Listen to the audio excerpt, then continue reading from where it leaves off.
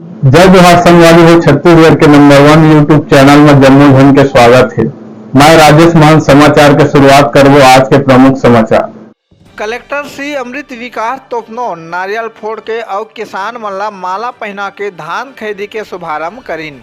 Collector देवरघटा धान उपार्जन केंद्र के निरीक्षण कर व्यवस्था के लिए है जायजा।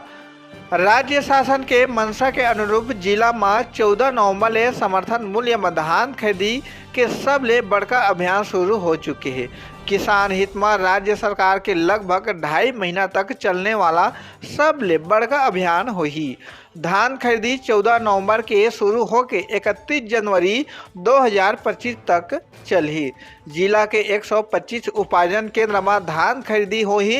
किसान मन में धान खरीदी लले के भारी उत्साह देखे जावत है। आप मला बता दें कि ए बार धान खरीदी से 7 दिन पहले ऑनलाइन टोकन जारी करवाना एकदम जरूरी होही और धान खरीदी केंद्र में गड़बड़ी ला रोके से सीसीटीवी कैमरा के निगरानी के संगे संग सबो केंद्र में दो कैमरा लगाए जाही।